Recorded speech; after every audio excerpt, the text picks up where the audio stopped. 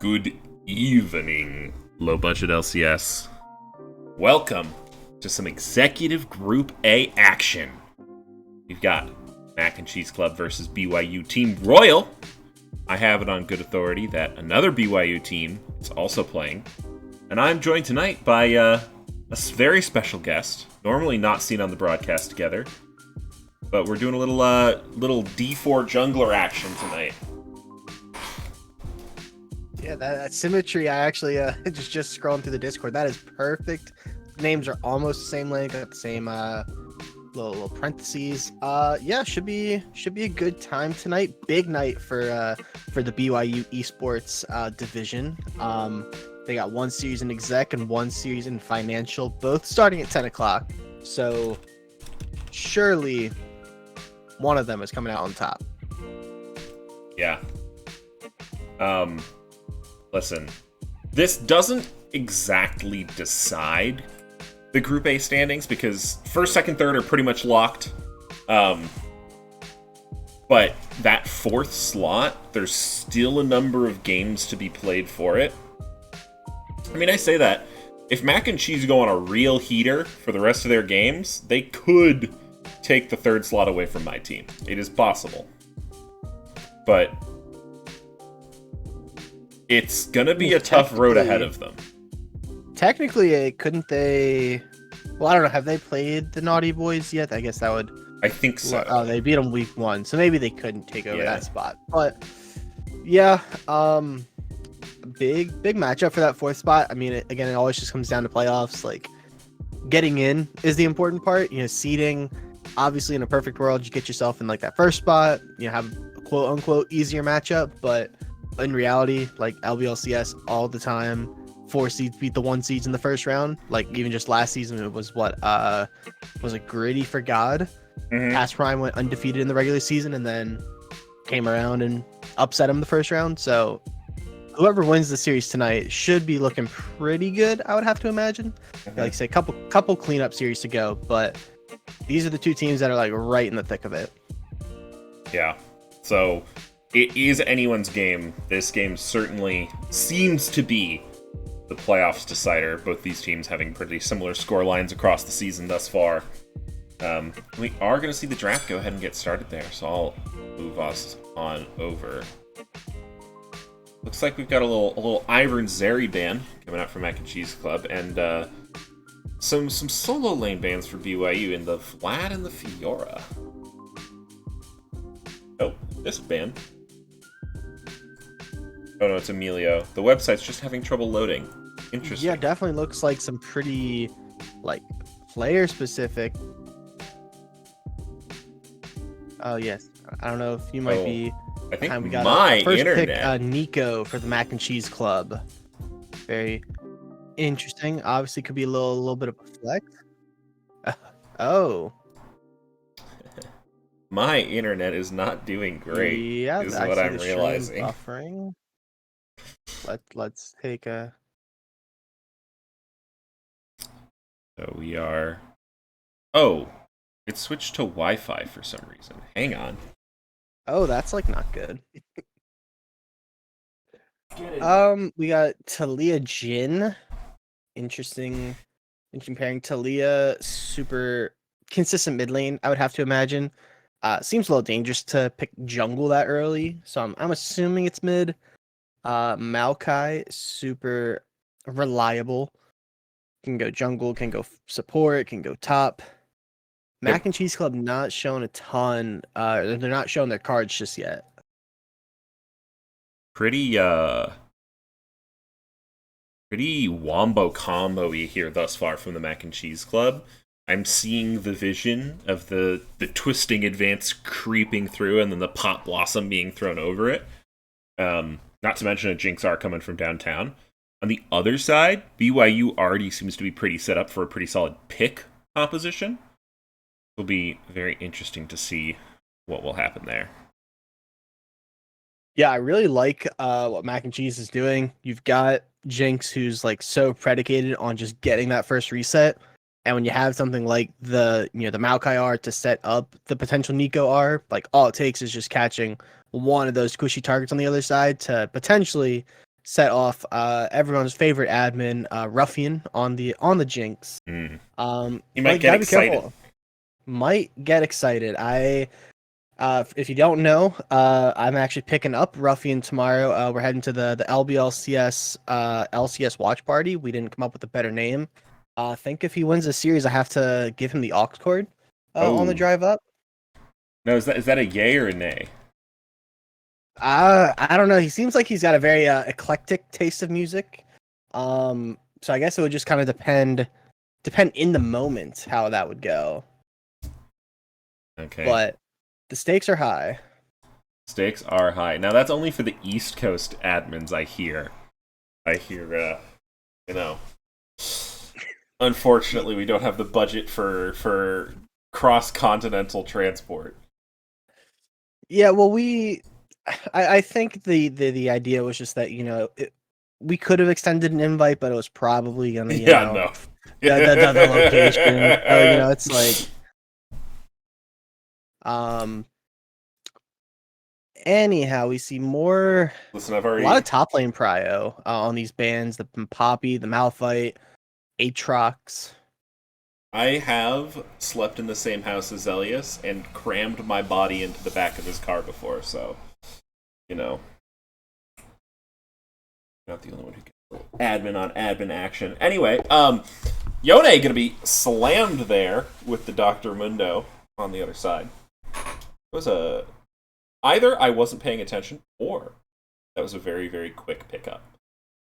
I think it was really quick. I have to imagine that's gonna be Yone top, and we're just waiting to see what we're picking support.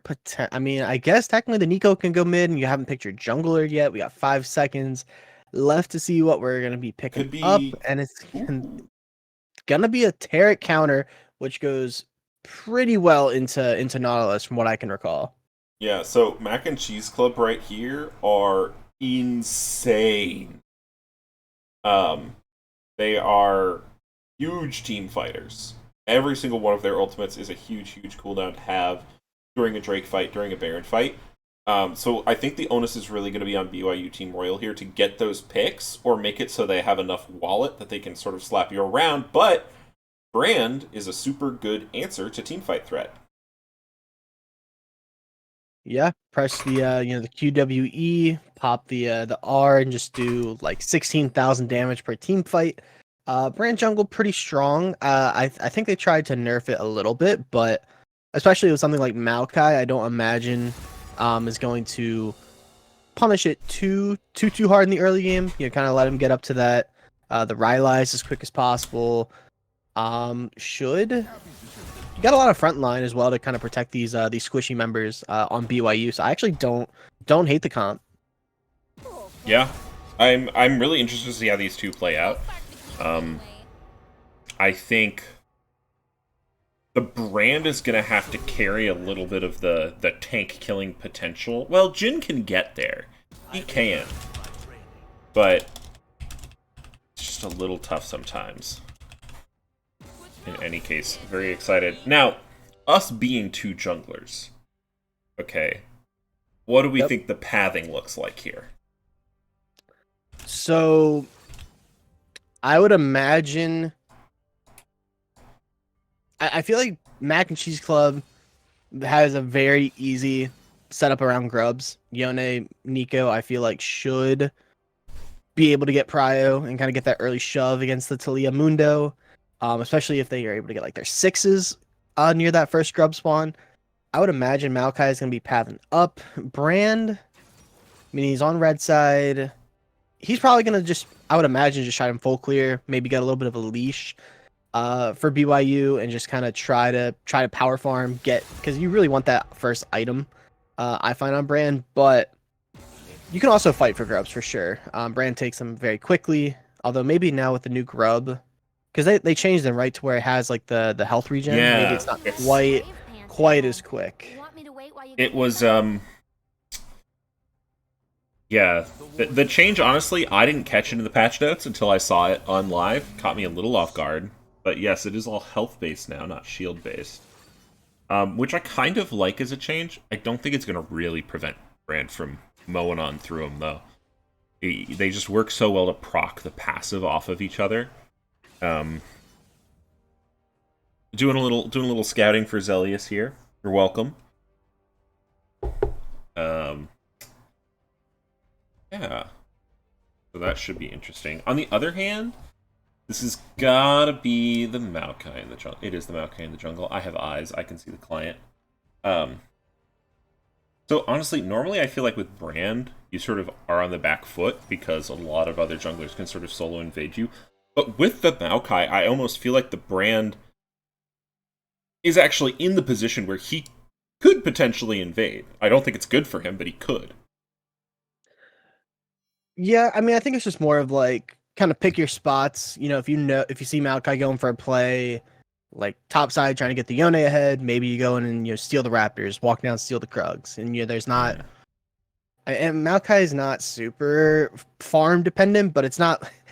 He's not going to appreciate going down 30, 40 CS in the early game. So like, I think it's just going to be up to Brand to kind of like pick their spots as far as like when to go for invades, but certainly I don't think he wants to be living in the enemy's jungle unless he's super fed, of course, in which case that's a whole other discussion.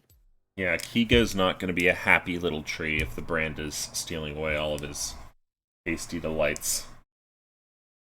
But very excited to see how this one plays out. Again, not like mathematically the fate of Group A, but this game I think is going to be the best indicator of which of these two teams will be able to make it into playoffs. So it is do or die here.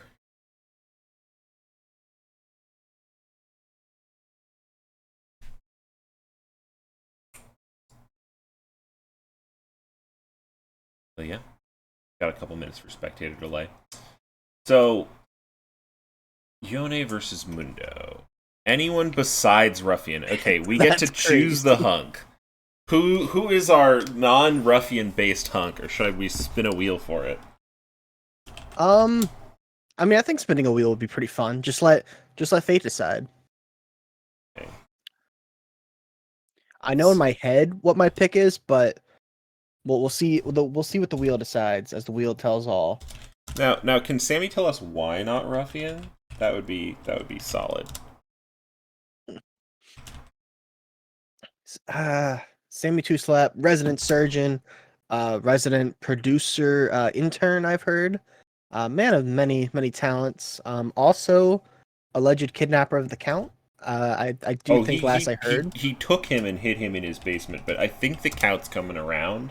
Like the Count's, he's been doing therapy, with Mighty Fool. So, he's feeling pretty. He wants to make things up with Sammy and help educate Sammy on the errors of his kidnapping ways and why he shouldn't perform surgery on people who don't want it. It's big character growth. Yeah. That's his current sort of. Actually, I don't know if you saw it yesterday. The Count snuck onto my Twitch account and made Sammy the hunk. Wow. Specifically. You're getting a 9.9 for Mayo Force. Now, well, I appreciate. Are you chugging Mayo over there? Oh, absolutely not. I think Mayo is disgusting. That would be. Well, Luffy just has some of the worst food takes imaginable. I did see earlier today that the kind of like the President for a Day promos that you see sometimes. Well, Luffy kind of got that experience. He got to be admin for a day. Oh yeah, I saw that. And his first and only motion was for something related to Mayo, and he immediately lost his privileges. So I can't say that I was surprised or disappointed. I'm going to take my 9.9, though, real quick, as the client is loading up.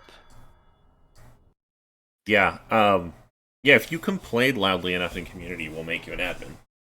Or, very kind of the Shadow Org to, allow us. I almost lost my drink as you said that. All right, well, we are in game at 16, 17, 18, 19, 20, 21, 22, 23, 24. Cool. Count. Now listen, I love an ARAM tourney, okay? If you... Listen, we're allowed to just kind of do stuff in the off-season, right? I wouldn't be opposed to setting up maybe like a one-day sort of thing. You know, maybe like an 18 bracket. Maybe 16. And just seeing how it goes.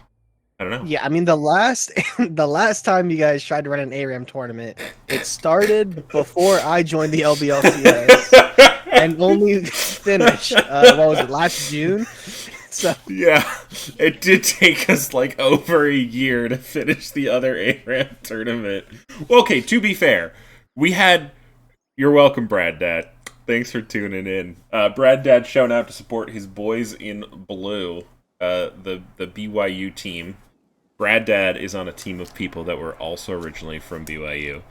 Lots of BYU love in the low budget LCS. So, but yeah, ARAM tourney. Listen, last time we ran 2 brackets, so we had a lower elo quote unquote bracket and a higher elo quote unquote bracket.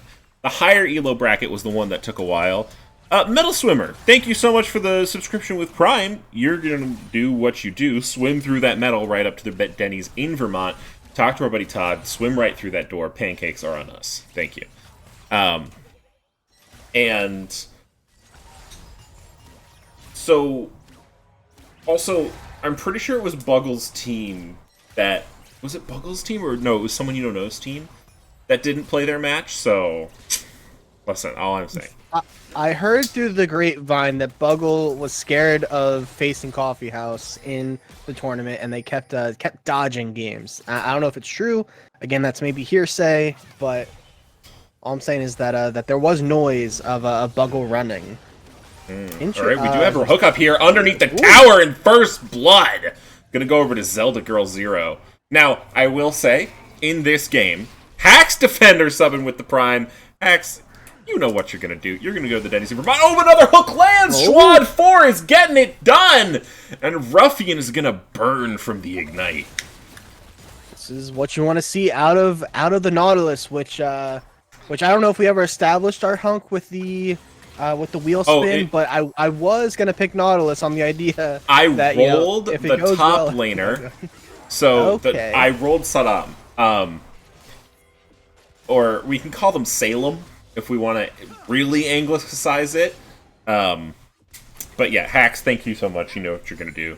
Talk to everybody. Zin Money coming in with the Prime. Holy cow! We've got a little hype train going. So it looks like Wazak going to be pathing pretty standardly on this brand. It was actually... like I was gonna mention their path was super interesting. We actually might see the fight over the scuttle here. Yeah, Wazak's gonna go in, trying to do the damage, but it's not gonna be too much. Seismic Shove's gonna land at the stun wheel too, but awesome 50. Throwing some damage back. Kiko's gonna be alive, and they're gonna force out the flash from Mackles. But now Schwad's here. Schwad's going forward. Flash for the auto. They're not playing around, but Ravioli's able to get out in the beautiful 3-man stun from Awesome S50. And now Ruffian comes in. Can he get excited? One's going to burn down. Mackles hasn't died yet. Zelda Girl so low. Flash forward. Awesome is going to be able to find it. And now Ruffian's going to go excited. Wazak flashing over the wall. But the auto and the W Zapper finds True. A hook forward, but maybe it's not what you want. Schwad taking up the turn is S450 and a double kill for Ruffian on the back end. A turret shot executes Kigo. That's the Jinx playing on such a razor's edge there. You could see those low health bars, and you could kind of see the gears start going in motion for Ruffian. Flashes in, they got out at first, and then Nautilus was trying to buy time for the brand, hook the Jinx, but that last auto still got through anyway. And then double kill over the top for Ruffian. Super good there from Mac and Cheese Club, and kind of negates kind of how that early, the 3 or the 2v2 at level 3 kind of went for Mac and Cheese. Yeah, and Astraville in the chat saying, or Astrophile, I don't know. I love MCC. They are my best friends ever. And that play, I think, was really a show of friendship. I mean, we saw pretty much the whole team fighting in mid-bush. And I really want to shout out Awesome S50 there. Really, really strong play with the roots, and then continuing to play the edge of that fight. does look like the Grubs are going to simply go over to the Brand here. No counterplay going to be at the Dragon, as Kigo had to go ahead and pick up his bot side buff, but is going to be lying in wait for the bot lane here. No flash available, so likely have to land the W.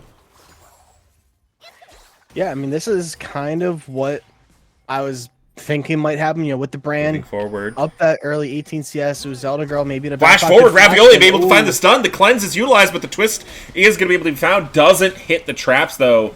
Zelda Girl probably going to be able to walk out of that one, but one cleanse has been burned. Big cleanse there. I mean, ultimately, it's a flash for cleanse trade. Cleanse going to be up much sooner, as Ukigo maybe not want to clear that ward. Yeah, Schwad will respect the 3v2, but that hook looks more like a guillotine of how Schwad's been using it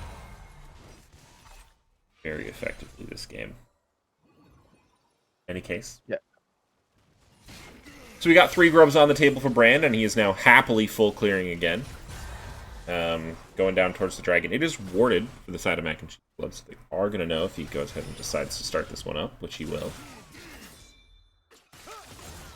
Yeah, they're going to know. I mean, Maokai's kind of running into the spot, though, where if they aren't able to contest this, they're going to fall quite a bit down in terms of levels. And I mean, yeah, it's a Maokai. You don't care a ton about levels. They are going to get the smite. Probably have to walk this out bot side, but they're getting pinched. Ravioli looking for the stun. Is able to find it on 2. Jinx Trap's now going forward. That's going to be 3 people stunned. Another beautiful stun coming up from the mid laner. And Ruffian's going excited yet again. That's so much money on this Jinx. Schwad trying to go forward. Zap's going to land, but the hook will onto the wall as well.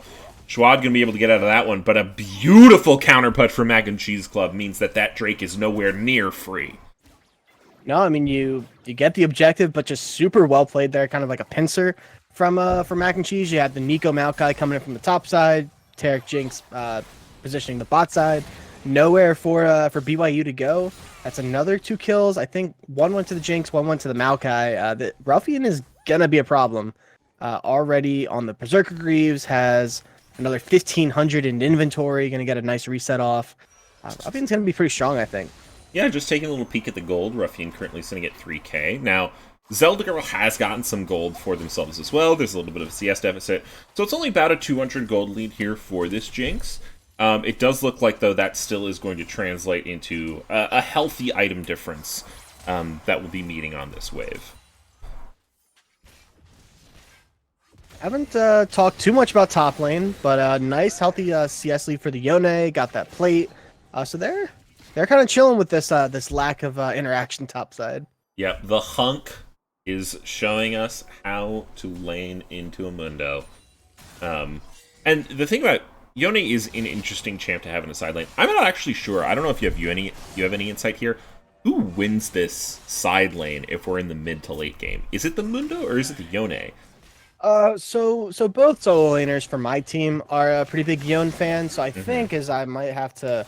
I don't know. Mundo's like pretty high held. Actually going in there. Yeah, is going to pop the immune, and Kigo's coming now with a twisting advance. Is going to catch the jungler so that they cannot interfere in their beautiful duel. But Wazak going to pick them up a faded swordsman in any case. And Kigo not going to have enough damage to really finish that one out. So it's going to be a simple 1-4-1. Ooh, Hook just narrowly missing there. I think if Yone can get ahead, it is certainly a matchup that you can chunk through the Mundo in the side waves. But if Mundo is able to kind of like keep things pretty even, good shove. Awesome S50. Flash away from Mackles though, and now a stun is going to be found here onto Schwad. Schwad's going to be the target of all the damage, forced to flash away. Another couple autos plus an ult might do it, but 6 not available yet for the Jinx. Actually, just got there, so. Kigo trying to start up the Grubs, but there are 3 members of BYU here. Yeah, it looks like they're able to push them off. Should be at least 4, if not the full 6, going over to BYU. Certainly nice to kind of deny that from Yone Jinx, I would have to imagine. Yeah. Although, good damage poke coming from here, and now our hunk has come down. Super Mega Death Rocket also lands. So the Void Grubs will go over, but the fight might not. Seismic Shove not going to land. Wazak not able to get over that wall. No flash available. Makes him work for it, but the hunk takes him down in the end. Yeah, and that's kind of the second time where we've seen BYU able to get the objective, but then the kill count goes in favor of Mac and Cheese Club. So despite the objectives, I mean about 700, 800-ish gold, kind of fluctuating there. So certainly you'll take that if you're Mac and Cheese Club. You've got the team fighting. You got the Jinx, the Nico, Maokai are all sitting pretty. See if there's a fighter on this next dragon in about a minute's time. Yeah. Next objective. Not going to be anything huge if Mac and Cheese Club don't get it, but I certainly think they have the tools to. Ruffian sitting very, very close to whatever ADC item he's building. I'm bad at ADC items. Is that Looks Kraken? like potentially a crack. I think Jinx probably has to go crack in this game with Mundo Nautilus on the side. Almost positive those are components that go into Kraken. Kraken sounds right. But we're junglers. We don't. Yeah, we don't build. I mean, I play Viego, so maybe I should know what goes. I play Viego every once in a while, but when you play a champ that I don't play Viego every game, and so it's like, oh yeah, that's how you build Kraken Slayer, right? All I need to know is that I'm building the Kraken Slayer. I think when I play Viego, it's kind of just like I want to reset so I get the Noon Quiver, and then the next time I reset, I want to just get the full Kraken. Yeah, so everything that happens in between, like who cares? I just black it out from my memory. I don't. When I jungle, I just kind of go into a blind rage, and then I come out, 20, 30 minutes later with either a win or a lose. Oh, good hook. Gonna be there from Schwad. Lands on to Kiko. Twisting Advance utilized to try and neutralize it, but there's 4 members of BYU Team Royal. They find a pick, and now the teleport coming into all of them. But the ult instantly pops, and it's absolutely massive! Now diving into the backline, Awesome S50, staying alive! Still for now, just barely gets taken down, but the TP behind is now coming out for the Mundo. Ruffian, though, is excited, but very low, and the seismic shot finds them. BYU Team Royal fight back. Well, they started the fight, so really they just win it. They started the fight, threw the first punch. Nico came in with that TP, which I thought they were going to get blown up on the spot, but they actually hit the flash into the 4-man Pop Blossom. Jinx was able to get some resets off, but then just the counter punch from BYU, reinforced by the Mundo coming in the back. Dragon gets taken, big team fight win. Oh, it's Zappy Jinx. I've heard talking about this. Static Shiv first item Jinx. Yes, that is. I know that's the item of choice for Jinx players at the moment. Not quite sure the tech necessarily. I think a lot of ADCs are actually building Shiv first item, but I couldn't recall if that actually had the Noon Quiver built into it. Junglers and building ADC items. I have been wanting to play more Kindred. He's a champ that I just can't play. Kindred's fun. Yeah. But the problem's with us in competitive League of Legends, we're always getting told to stick to the Vi's and the Xin Zhaos of the world. I mean, listen, I love me some Vi and I love me some Xin Zhao. But choice is big, right? It's just like the free, or maybe it's the illusion of choice that I'm really looking for. But it would just be nice for some variety, I think.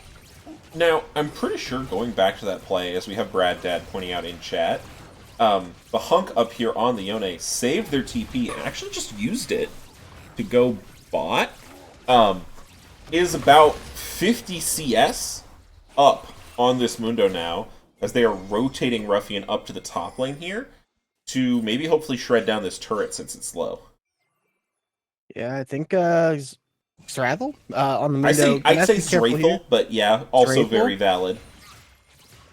Oh, we've got a batter up! Oh, beautiful seismic shove, but the fate-sealed counterpunch goes unstoppable. However, it doesn't seem like it's going to be enough damage. Now, I did make the waffles a little bit different this time around. One, I tried using my dough whisk, which didn't work that great on batter. Admittedly, it's a dough whisk, not a batter whisk. But I spiced these, so we've got some cardamom, some cinnamon, and a little bit of ground nutmeg. Doesn't sound too sure. Ooh, playing a little dangerous there for that. Ooh, some Death Rocket. Ooh, gonna just weave its way on through. Luffy, another jungler in the chat saying, "I just pick whatever I want." I distinctly remember a game last season in which like Briar had just came out, Mm-hmm. and I don't think Luffy had actually ever played a game of the champ, but his team had a series that night, and he said, "Yeah, just first pick me Briar," and then he like proceeded to pop off because at that point all you did was just run in people's faces, which is like the typical Luffy style of gameplay. Mm-hmm. That's just like a core. I could never I just mean, pick. listen, Briar is basically just better Warwick. That's been my experience with Briar. And as a former Warwick one trick, a reformed Warwick one trick, I should say, um, really nice use of the clone there from Awesome S50. Make it so Wazak Even can't hit trade. you. You do just kind of click at them and hit all your buttons, and that about does the trick. Now we're going to see Kigo in a little bit of trouble here, potentially twisting advanced use, but Zelda Girl able to hide behind Schwad. Kigo looking to just maybe flash over the wall here, but the hook's going to land, and the seismic shove's going to ring true. And Mackles goes on a rampage. Yeah, I think there was just that like split microsecond there in which Kigo thought about re-engaging with the Jinx Taric over the top, decided to change his mind, but then the seismic shove came through and couldn't flash over the wall. So thankfully, still has the flash up for the next play. Again, drags in a minute. You probably want to try and contest this, I would imagine, if you're the Mac and Cheese Club. Fighting on that soul point is really tough. You've got this strong Yone, maybe bring him down. Got Talia TPing. Ooh, looking for a play here. Mackles hiding in the wings. Pretty sneaky like. Yone just going to be matching top for now. Zrathel has the TP, and Salam does not. So this Drake fight is a little dicey. Yeah, I think the call is either you have Yon go down to this bot side and fight the dragon, or you look to try and really get some gold here up in this top wave. Maybe best case scenario, take the whole turret. Of course, Mundo's coming back up, so that might be off the table. Looks like he's going to be heading down. Yeah. He's going to be heading down through the mid lane after taking that crowd camp. Just making sure the wave is in so Zrathel has something that they have to respond to before they can TP. But actually, no. Yone is just going to completely recall. TP is almost available, so maybe they're waiting for that to start it up. The Herald. Good kill there on the Rift Herald. Mm-hmm. Go down. Can't really pressure the mid wave. You don't have all of your members. Now Dragon's going to be started up. Zrathel is here. Yone not too far behind, and we see that Awesome S50 has disguised themselves as Yone. So there's two Yones coming out here. Pop Blossom's going to be able to find three, and then we have one shut down there onto Mackles. Now it's 2 versus 3 here in the front line, but Jin, our curtain call, coming over the top. Dragon going incredibly low, but Jinx is excited. Flash over the wall is going to mean that one stays alive. Oh, last shot, not quite going to be able to get it. They could take the back half of this fight. Looks like Mac and Cheese Club are feeling a little safe. Ruffian wants it, but Ruffian's rooted. Wazak has damage, and Kigo's gonna fall. Awesome S50. Trying to get out. Trying to escape. Probably is okay. Because the hunk is there as well. Honestly, great Nico clone usage. But... yeah, Nico's been really... Awesome has been living up to their namesake this game on the Nico. I mean, that's the second... massive flash engage on the Pop Blossom. That one, Yone was able to follow up with the ult, get those Jinx resets. The first half of the fight looked super good, and they got the dragon, but then Ruffian again was seeing red, had the blood in his eyes. Ooh, big hook in there. Yeah, really nice hook from Schwad there as I'm pulling a waffle out of the iron, and the seismic shove will yet again seal their fate. Yo, if y'all could smell this waffle. It smells like the cinnamon. It smells so good. No, one thing, I don't like it when cinnamon's too overpowering. It just smells spiced, you know? It smells almost like Christmas.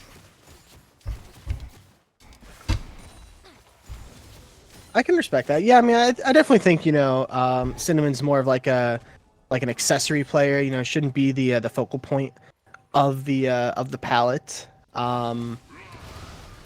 That being said, I don't know what a spiced waffle would smell like.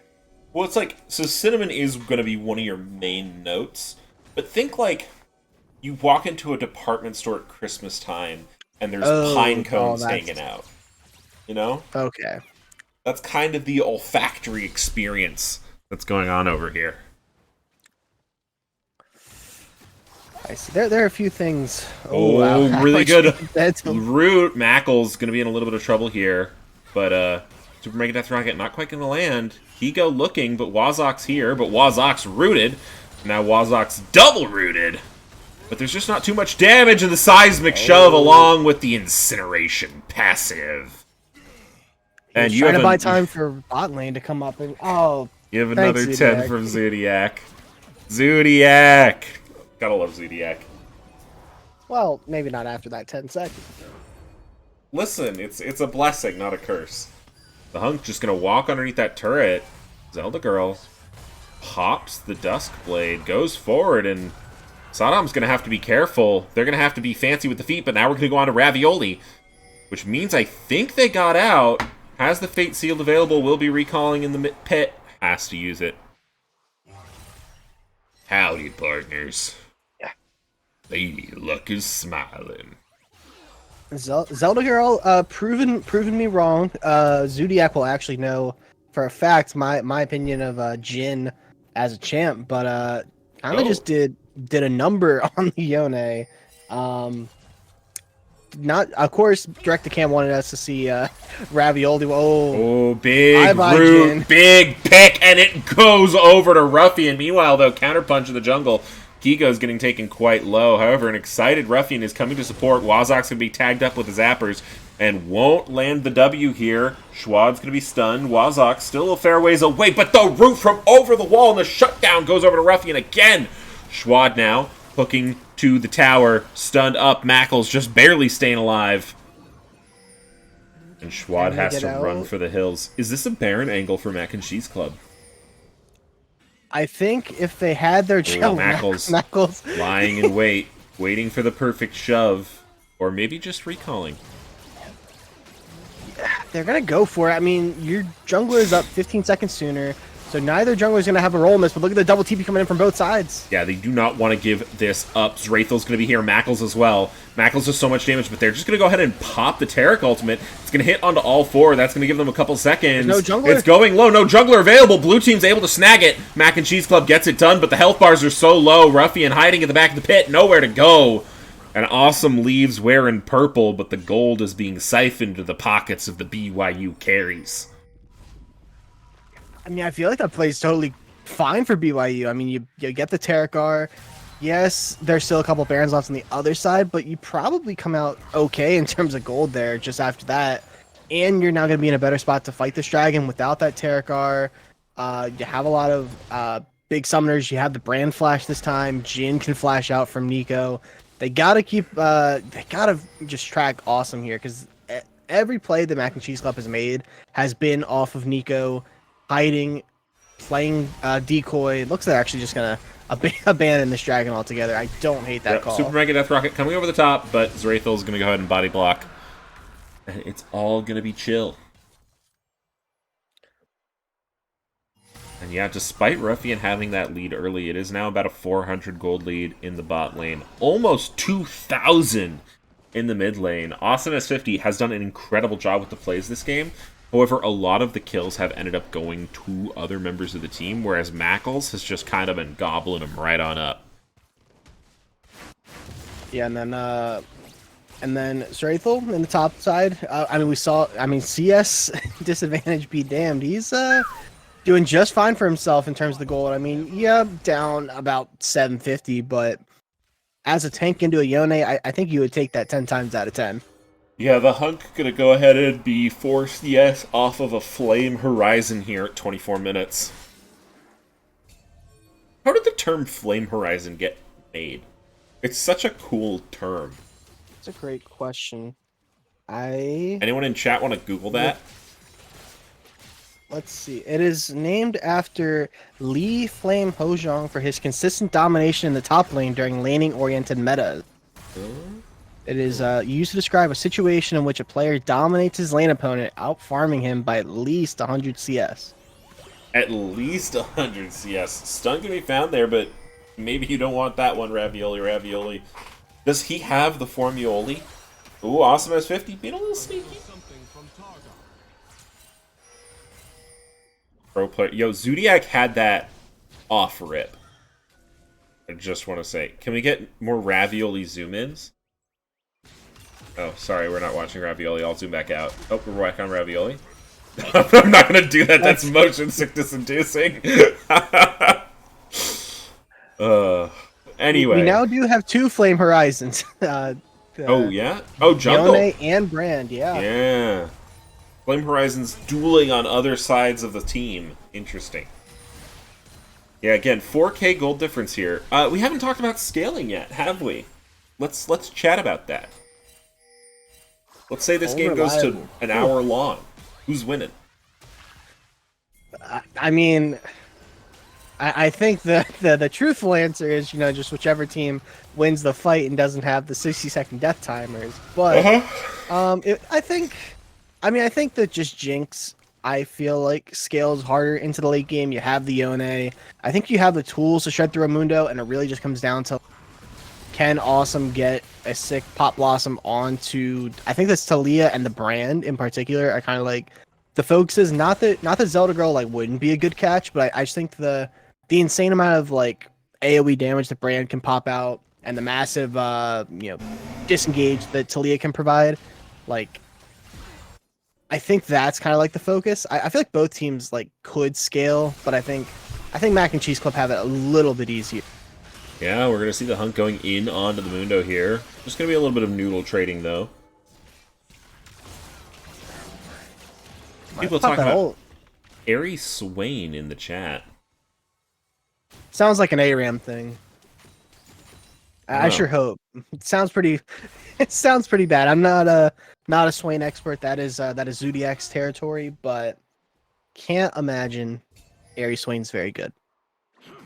No imagining allowed. Well, we've got 1:19 left on this Cloud Drake. Cloud Drake, as I love to say, highest win rate. Actually, I don't know if this is true anymore. It used to be true that Cloud Drake was the highest win rate Dragon Soul. But I'm just going to keep saying it until someone proves me wrong. That's your truth. I mean, I love Cloud Drake. Makes you go a little faster. I mean, who has ever been unhappy to zoom around the map a little faster? Especially early this season when I was big on the Lilia when it was pretty strong. Absolutely loved Cloud Soul for that reason. Just zoom around at Mach 5. Lilia fun champ. It's still good. It's not as monstrously strong because it was strong even before the start of this season. I know that's when everyone else started picking it up, but last season it was strong, and then they kind of over nerfed her a bit, but she's still pretty strong. Ruffian trying to contest for this mid prio. Dragon's up in 15, so these guys got to start making their way down. Yeah. Oh, sorry, big yawn. Is that still kind of your go-to jungler right now? Is the Lilia, or are you rocking something else these days? Well, so Lilia was bugged for at least a week or more, and I was actually a little too scared to pop. They're actually popping Twisted Tree Line, trying to. Ooh, they caught the Twisted Tree Line going forward. Talia's going to be caught. It's going to instantly be got upon. Gets taken out. Meanwhile, Schwad on the back end. 2 going to be found, but Zrathel will be immune to that. Crowd control. Zinx Trap's going to the top. Brand passive's going to land onto the Hunk. Lots of damage though going over the top. Super Mega Death Rocket lands true. The Hunk just going to be saved by the Taric ulti. But another W. The Brand is putting out so much damage here, and Zrathel finds Ruffian pinched between a rock and a hard place. But Mac and Cheese Club, critically, still have 4 members alive. They just don't have very big health bars. No, and that's just where it's going to be so hard. I mean, Brand's also low, but they can walk behind this Mundo, this impenetrable fortress. But he finds the back line, and Wazak gets slain by the Hunk. And now you might be a beef boy, but what's a beef boy with no guns? Triple kill for Saddam. Yeah, and that's my bad for saying that they could just hide behind the impenetrable fortress. Yone doesn't care, goes over the wall, takes out both the squishy members, and that's looking like a potential Baron. 30 seconds on the Mundo, 30 seconds on the Brand. Gonna be a tough contest. Maybe, Talia, Jin, when they're up, can try to dissuade it. Yeah, huge engage there again onto Mackles. And the second Q's just gonna seal that fate. Really, really beautiful here. from the Yone in the top lane. Yeah, I apologize, BYU. I have twice in the span of 30 seconds committed caster curses with the Yone, respectively, both times. Made me to look like a fool. I will refrain from doing so in the future. Ooh, but here comes the Nautilus ulti. Yone might be in a little bit of trouble, and that's going to be a huge fourth shot coming out of Zelda Girl. And that was a reverse psychology caster curse.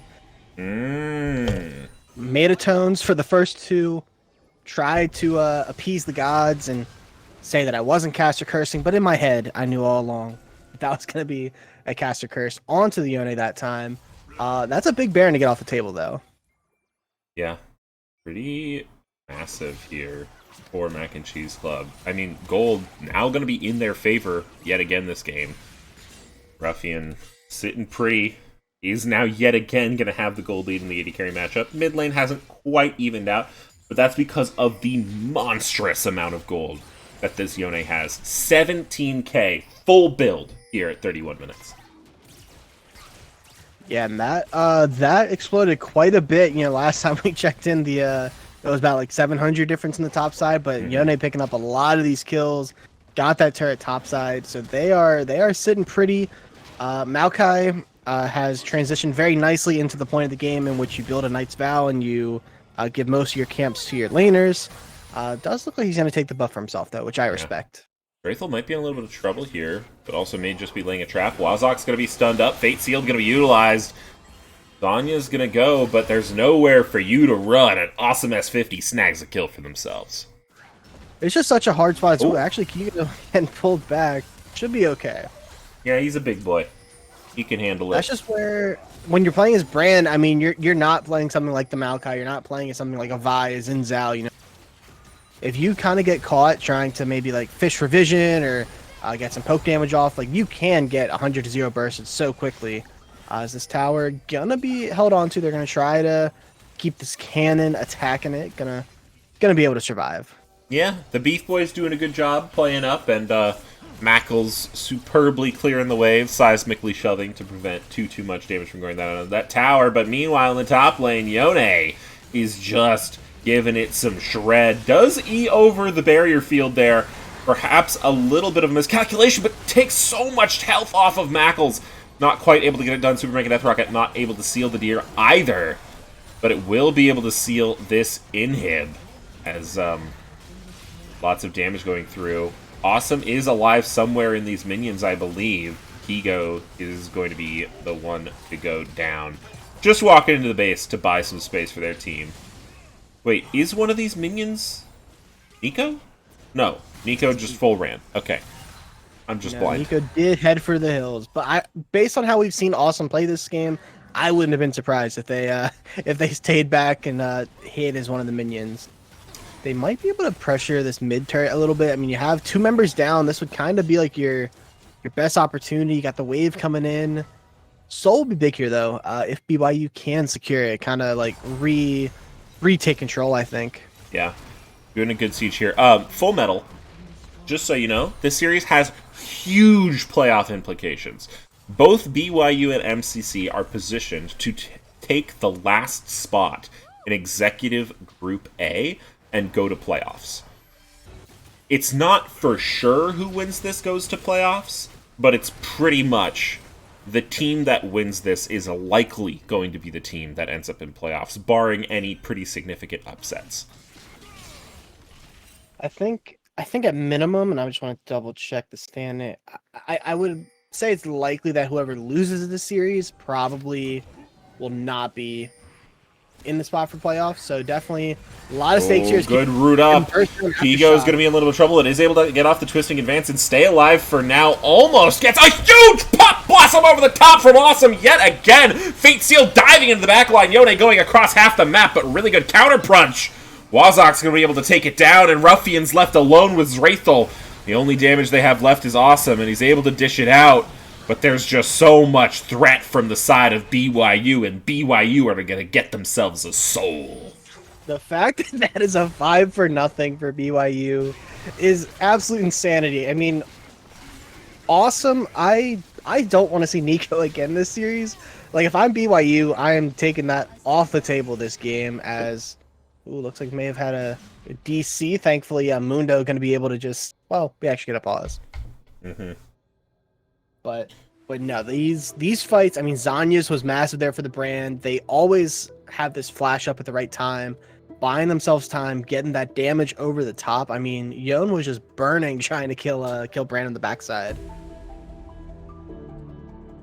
Yeah, the brand damage was, it still is a lot. I think Yone really tried to get on top of them and did a very good job going a very, very long distance across Summoner's Rift, but just isn't quite able to find the brand, isn't quite able to lock all of that down. So ultimately just going to be taken out there, a little bit unfortunate. And then it seemed like maybe there was a little bit of a miscoordination in terms of, like, Ruffian was left alone with the Mundo, and I think Ruffian needs just a little bit of front line right now. Does have the Lord Doms, so will absolutely do damage to the Mundo, but the Mundo just has so much armor and has a Randuin's Omen completed, so, you know, maybe a little bit of miscoordination, diving in too deep. Maybe they want to try a little more front to back, but it's hard to say because if you do try to do too much front to back, I think you run into the same problem with Brandfire just killing your tanks. Yeah, I think it's just one of those. It's such a hard spot. Like you have to find a way to kill this Brand or this Talia as quick as possible. And I think they had a solid look, but just the Zanyas and then being able to flash out makes that really tough on the Brand. So I think Mac and Cheese Club. You have Baron come up in about a minute. Those cooldowns aren't going to be up. I really think I'm looking at Kigo has the flash, could look to flash W, and just set up the team to try and take out this Brand before he's able to do all that insane damage. Right now I feel like the cooldowns probably in favor of Mac and Cheese. You got flash on Ruffian as well. Didn't have that up for the last fight, I don't think. So we'll see how they feel about this Baron fight, because the last time they were able to pick, I think they've actually picked up 2 Barons if I'm not mistaken. Yep. 2 Barons have gone into their pocket. We are going to be returning to the game as the Cloud Drake finally gets taken. Now, I've noticed a pattern in chat with one of our chatters who's been very, very engaged. Huge Mac and Cheese Club fan, as we have our traditional post-pause. So I just want to see what happens if I do this. Hang on, we got a little bit of a bug with the pause. Salam Kigo, Awesome S50, Ruffian Ravioli. I just want to see what happens if I do that.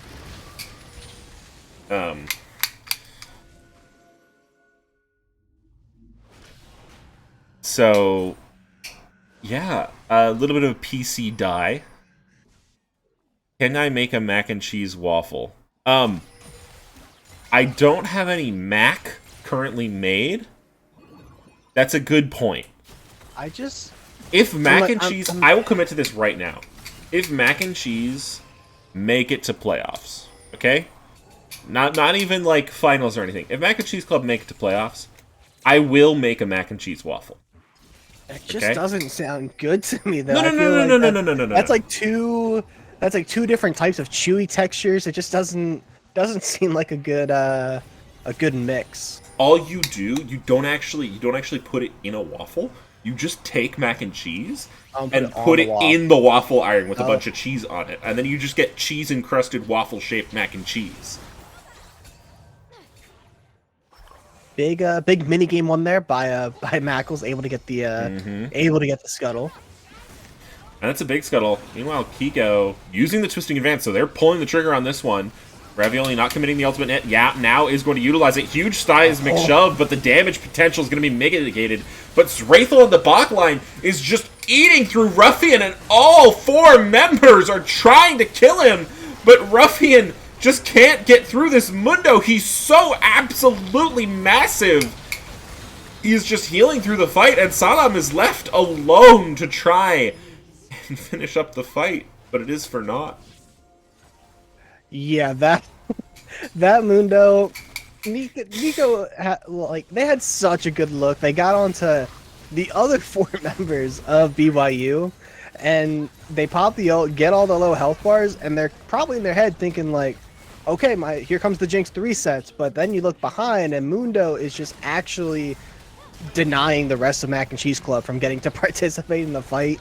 They're trying to peel Mundo off the Jinx, as that looks like we're just gonna quickly just demolish those towers. Yeah, that Mundo pick, insane there in those last couple fights. Just they could not, deal with the healing. I have to see how much healing we had up here in the top side. Yeah, let's go ahead. I can put on the client here. We can look at some of these advanced details. The healing done. 21k, honestly thought it would be higher. Brand almost did as much healing. What is Brand healing from? Just jungle camps? I think it's just jungle camps. Yeah, nothing else in this kit really doing that. But that's just going to be from taking the camps over time. That's not going to be from,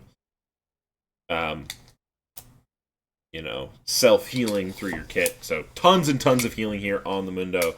2 fights with LDR. Ruffian coming in telling us 5k damage was done by LDR there.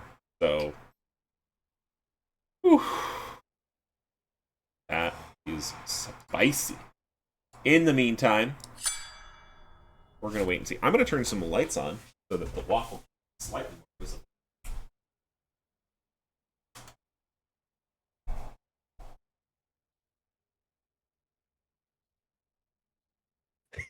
But yeah, very excited to see this game too. I mean, Mac and Cheese Club by no means were any sort of a pushover in that game one. I mean, really, it's back and forth the whole way. So very excited to see what the draft adaptations are potentially here in game 2. Is there a way I can make a waffle with a face on it? If you've got like 5k schmeckles to pony up, I will do my best to make a waffle with a face in it. You know, when I think of that, I just think of like the little the pancakes where you try and do the drawing and then you pour the batter on top and somehow it turns into art and almost never actually comes out the way it's supposed to. I don't know how that would work with a waffle. I guess maybe you could decorate the holes or something. Let's see. Now,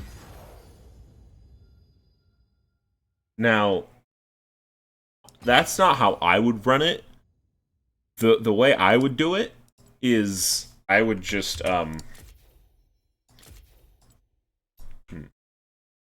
Well, you're gonna have to do it now. We got a Lil Deer cashing in the batter up. The tournament code. And did specifically say waffle face. Alright, well, I will give it a shot here. Alright, try and get in this. Yeah, I gotta switch over to the stream screen. I think my favorite times for cash-ins is when you're not streaming and people cash in the batter ups anyway. It's like that and Bear Facts with Bear when Bear is not on the cast. Listen, I have made the commitment that if anyone wants to do a Bear Fact with Bear while Bear is not on the cast, I will find you a Bear Fact, okay? I think finding Bear Facts is fun and good. See, and what I love is that everyone has their own interpretation on how to deliver Bear Facts, because like Zodiac's thing is he'll find like a sports fact related to a team that has a bear as a mascot, and he'll give that type of fact, and then Bear sometimes he'll give like a bear the animal fact, and then sometimes he'll give a bear the bear fact. Speaking of Bear Facts, we do have Full Metal cashing it in, almost like I spoke it into existence. As okay. I see what we're cooking up here. A lot of listen. Maybe I should have gone for a straight smiley because I went for an ooh woo face and I think it turned out bad. No, he just looks a little scared from what I can tell. Yeah, so that's gonna be cooking away. Okay, this is a fun fact that I haven't done before, and actually I've been trying to remember it. So, I'm just going to say it out loud. Hopefully I can retain it. There are 8 species of bears officially. Okay? North American black bear, Asiatic black bear, brown bear, giant panda, polar bear, sloth bear, sun bear, and spectacled bear. Those are your official bears. Other bears, not bears. Those bears are bears. So I think the one that really speaks out to me is Spectacle Bear. Hmm. And when I think of that, I think of like the circus, the Mm-hmm. putting on a show type of bears. As I Google though, this is not at all. There's actually a D at the end, and so it throws the whole thing out of the equation. Native to South America, and Yeah. looks kind of slothish. Yeah, a little bit of sloth-esque. I believe they're the only bear that's native to South America. Um, maybe not. No, it is. Yeah, the only living species of bear native to South America, and is the last remaining subfamily of short-faced bear. Okay, I think we gotta chill with the bear info because we don't want to be giving out too much. You know. Leave that to the professionals, right? Mm-hmm. We do have a side switch up. BYU now in No. blue. Mac and Cheese decided they want red side. They want that final counter pick. All right, stall for me while I do all of the switching over here. Stalling. We're actually into draft already. These guys not wasting any time. We haven't seen any differences just yet. Vlad Fiora taken away from BYU. Lisa and Ivern taken away by Mac and Cheese Club. Emilio banned away as well. And again, I feel like you have to ban the Nico if you're Mac and Cheese Club here. I felt like Awesome was, or sorry, that's BYU side switch. Even I'm mixing them up. BYU not heeding the advice, and it's gonna be a Mundo ban in the first three. I mean, Mundo was a huge problem for them, so I do like to see it. First pick Nautilus. Wow. I respect it. I think that Schwad they played really well. And we see Awesome back on the Nico potentially, and that is going to be a lock-in. Yeah. And Nico. the Zeri, that's the champ. The Mundo got banned. Zeri got left up, and it is going to be picked up for Ruffian in that bot side. Now, I know Seer and Ruffian go hand in hand, but I know Ruffian more as the Nyla carry. Hang on, I'm going to respectfully have to ask that we pause, and I'll just take a look Message the captain at the waffle cam down below. Piano Bruh coming in, another BYU supporter. This is the waffle face. It's kind of hard to see. Let me see if I can get a better angle on the camera here. I'm intently watching the stream's screen now, so I can see what is coming up. That's the attempt there at a waffle face. 5 out of 10. All right, you know what? For how that turned out, that's fair. That's That might be generous.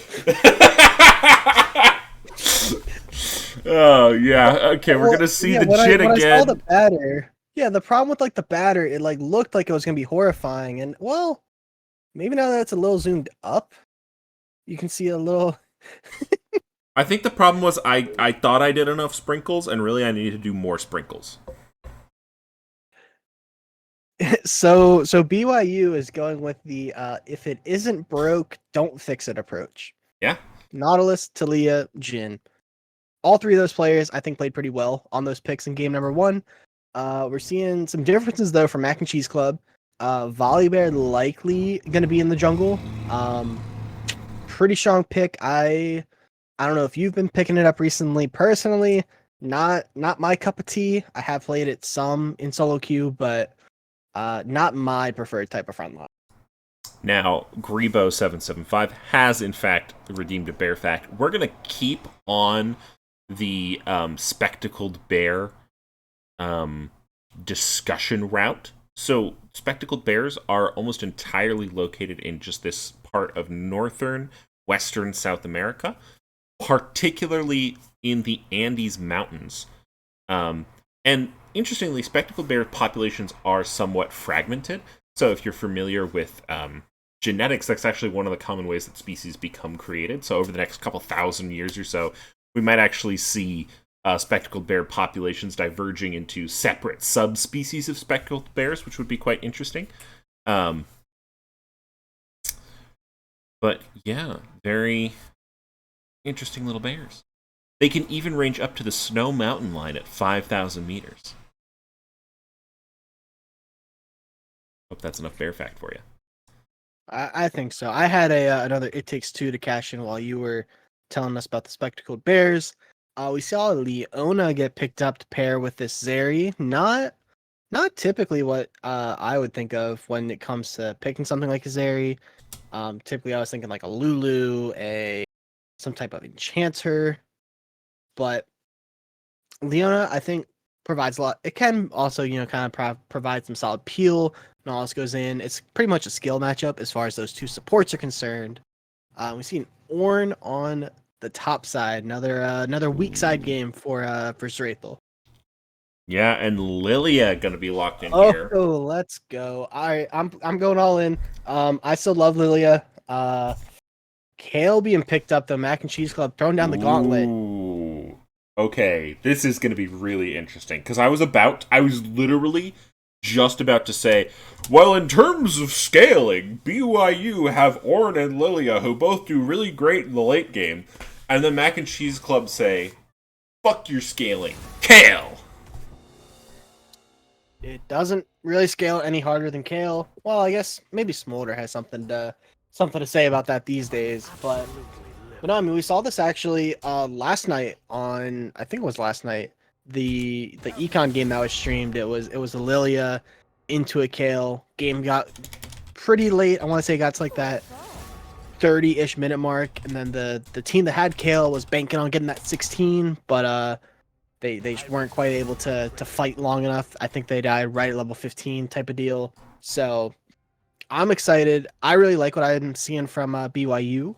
Again, it is a Lilia, so I think I'm inclined to bet on them once Schmeckle betting goes live. But there's certainly a lot of, again, pick tools on the side of Mac and Cheese Club. Volibear, Leona, both point-click CCs. Makes life easy for Awesome, for Ruffian. Nico especially can really follow up, I think, pretty well. Yeah. And so what I was saying before the waffle cam interrupted me was I know that Seer, who has done a lot of, I would say, has probably highly influenced Ruffian as an AD carry, is a really, really strong Zeri player. So it's going to be very, very interesting to see Ruffian showing off his skills on the champ. Sorry, I'm laughing at Astrophile saying, "I will always support Mac and Cheese Club." I misclicked in all caps. No. No, but this is perfect, right? Because now you're in a can't lose situation. Exactly. You're either winning Schmeckles or the team you're rooting for is gonna win. But yeah, no, Seer, very scary. And reason number 17 why I don't want to go to executive next season, is Seer. We've gone over a few of the reasons. now he's watching in chat. Now, don't be distraught. Again, you can't lose now. I guess if you look at it, on the other side, you also can't win because in either sense you're losing in some capacity. But we're half glass full here at the low budget LCS. Mm-hmm. Absolutely. Yeah, you want to give us some insider information on how Ruffian's going to play this Zeri? That would be great. I would love it. Yeah. Yes, here, just we're two junglers, so we need insight on bot lane. Yeah, I think Zeri's gonna press Q a lot. I think that would be like my astute analysis. I mean, you do have some like pretty beefy members to kind of keep peppering with autos. The Nautilus, the Ornn. Once team fights go. My internet is being weird again. I'm plugged in though. Okay, I think we're back. Sorry about that. The internet's being a little bit fussy today. Ooh, channel points actually right now looking in favor of Mac and Cheese Club. And again, I mean, this lot, like if they lose this game, they're not out of playoffs, but they lose that head-to-head tiebreaker over BYU. And when you're in such a close closely contested playoff spot, that could be something that comes into effect. So I think there's a lot of pressure on Kigo. I think this game on that Volibear, the pressure's on to kind of make early plays happen because Volibear doesn't transition super well into that mid to late game. You're kind of just setting up as like a big meatball, and that's really all you kind of need. Um, you have the Zera, you have the Kale, you have the Nico, and yeah. Chat pointing out, I believe at one point I tried to put the correct spelling of tournament in the tags, and then somehow it ended back up being misspelled. So Yeah, I I don't know think if there's a that's because conspiracy. we don't host tournaments here. We host tournaments. Okay, it's a fundamental difference in the way we run things. You'd have to know the Shadow org for more detail. Oh well, what's the shadow word? Huh? What? I Sorry, what mean, did you just say? I heard what's the and then just a lot of static. yeah. Don't go checking people's Tags. Discord accounts. Yeah, it's not. Yeah, Especially definitely none of like. the admins. Or Oh, sub team leads. now that you mention it, Listen, I've said this several times on stream, okay? I think we're due for another Schmeckelgate. I don't know what it is, but I think we're due for it. yeah, it is. I mean, Schmecklegate, of course, one of the darkest days in the low budget LCS's history, led to an entire, courtroom being having to be RSVP'd or rented out, I guess is a better term. Buggle the judge. Very biased, by the way. Yeah, Going back but and rewatching, it was a clear slander case. so Justice for the Mighty Fool. you Yeah, oh, I've don't believe watched. the Mighty Fool did it. Well, I just think it depends on what the burden of proof is, right? If it's like beyond reasonable doubt, I don't think I can say without beyond a reasonable doubt the Mighty Fool and Ev Dingus colluded and committed Schmecklegate. But if Mm-hmm. it's like if we're looking at a preponderance of the evidence, then like maybe I can agree with that and say that it's likely that the Mighty Fool did it. But you know that is a really good video. If you have 45 better to do, It's go so to the good. YouTube and look up Schmecklegate. Low budget. I'm sure if you just type in Schmecklegate, it'll be the only thing that pops up. Let me Um, see if I raw Google search Schmeckelgate if it comes up. Yep. Yep. It does. Um there is an NBC News article from 2013 that also uses the term. that's just strange. Yeah, I'm looking now. Yeah, that's 3 years ago. That is crazy. It is a beautiful piece of content. And listen, I'll say it. I think the Mighty Fool was actively framed. Okay? I think Oh, someone hacked into the mainframe. Listen, the count has had brunch with Mighty Fool now probably at least 104 times. Okay? And I can tell you without a doubt, he's not the kind of guy who would steal your schmeckles. He's not the kind of man who would wantonly click the wrong button or even worse yet, maliciously deprive a community of their hard-earned gamba. Okay? He's a stalwart individual with a commitment to the truth and restorative justice. now I do have a counterpoint. Okay. Um, Ev Dingus. Ev Dingus, for everything that you maybe said about the Mighty Fool, Ev Dingus is the antithesis. There are few people more conniving and deceitful. Are you stuck at 0 waiting on I spectator am stuck. delay? Okay. Indeed. We'll see if that fixes itself. Um hmm.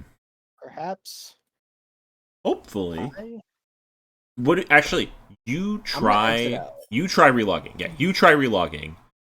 I'm sure you have someone in this game on your friends list, probably Ruffian.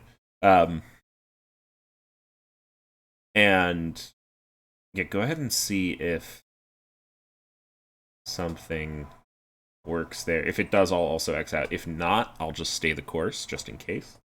And if you somehow can't spectate it, I will go ahead and stream for you. Reconnect. It looks like it's... Well, I don't want to jinx it. It's looking like it's pulling me into spectator. There's no jinx in this game. It's Zeri. There is no jinx this game. Do a little review of the Schmeckle pool here. We got 29, almost 30k in the pot. Our biggest bettors are going to be Lil Dear Lilia voting against their champion, and Lest Force with 4k Schmeckles on to BYU Team Royal.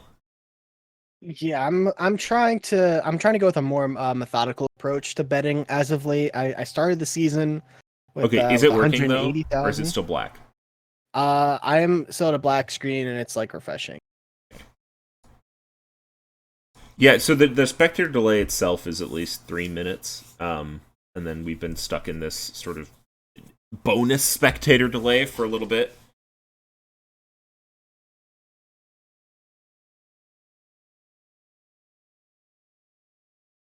Now I'm just stuck on a black screen. I can't even task manage my way out of this one. All right, now I wish I had some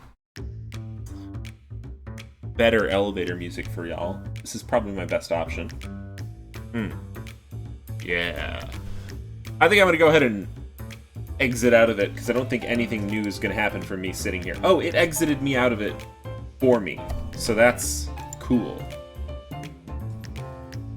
I'm gonna go ahead and try to spectate this game here. I am now on a black screen. Zelius needs a compliment here. Oh, what can I say? I mean, Zelius is someone who's just like, he's very open to people in general, and I think that's something I really appreciate about him. He's also a true and solid competitor. He knows exactly how to sort of toe the line of, you know, we were bantering yesterday about our series, and I never felt that about myself, even though we lost. And you know, he's just a swell guy. Something I would always have. Someone who I would always take on my flex team. Tell you what. Him, the guy, thank you for the raid. I think Spectator might be broken. So we're just trying to see. I'm permanently stuck in a black loading screen. Mm-hmm. And you said you can't even task manager your way out of this one? No, so I had to turn on the second monitor out of the... Yes, I'm... Him, the guy, says Spectator is also broken for him. Oh. Well, that just can't be a good sign. I'm gonna try to get back in and see if third time is the charm. That's what the legends say. I'm gonna do what I always do when I think there's a problem with the game client. I'm gonna go to the League subreddit and sort by new.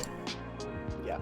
While you do that, I'll also give a compliment to Zelius. Zelius was very helpful earlier this season. My team suffered a pretty bad series loss, and he was kind enough to kind of go over some draft discussion with me. Felt like a lot of the info was pretty useful in terms of like how you should be drafting, you know, what your identity should be, all sorts of stuff like that. And it really kind of helped the team over the second half of the season. So there's that. And then there's also just the generally okay guy to associate with. I'm going to go see him in person tomorrow. He'll be one of the people up there.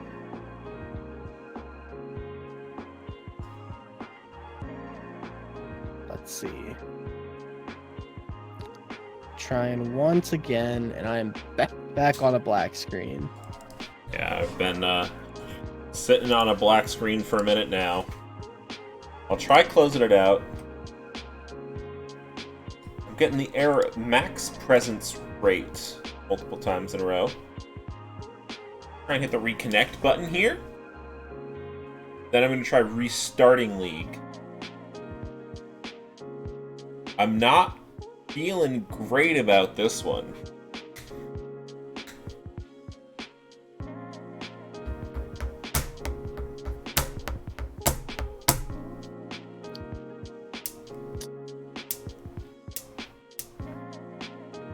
Yeah, this is. Did you get any hits on Reddit for spectator? No, I did not actually. But then again, I think the people who use Spectator Client are kind of few and far between. I mean, there's a number of us, right? Where's Captain Flowers at on this issue? True.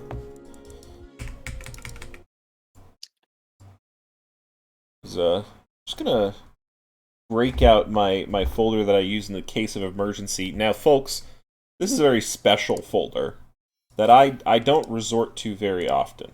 Okay, it's what I call, or I have labeled as, my LeChance-isms. Can we open the Spectate client from op.gg? That's a good question. Now, I'll have you know op.gg gets flagged because it does. But let's see.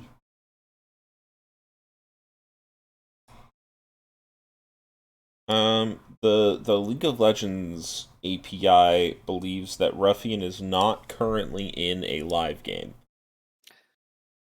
I feel like OPGG always does that, where the first person you check, it says they're not in a live game, but whoever you check second that's in that game, it'll pop up and say, live game. Now, I don't know if that's just me when I search myself up. No, it also says Kigo's not in the game. Try someone on the other side.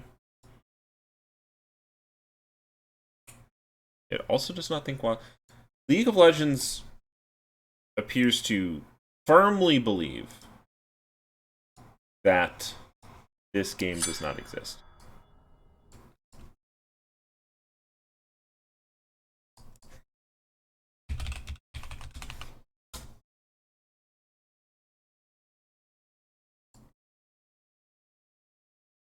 I'll take the waffle cam here while I attempt to troubleshoot. If anyone has suggestions, I love to hear them.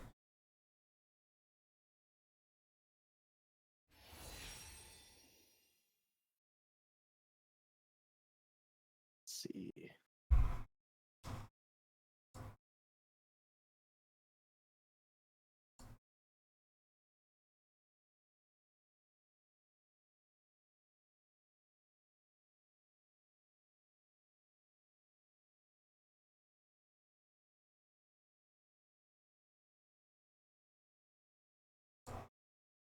Alright, let's try this one again.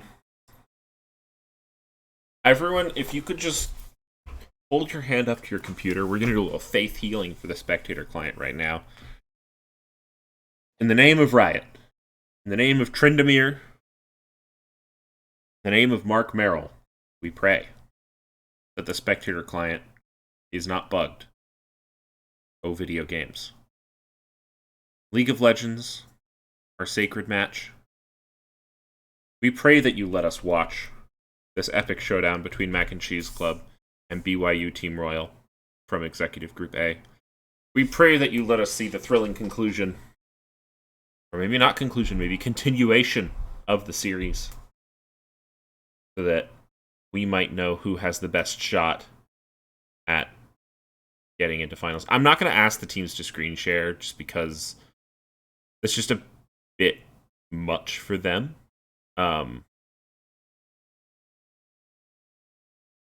And I don't want to. I don't want to get in the way of any of their. I don't want to fanatic them. Now.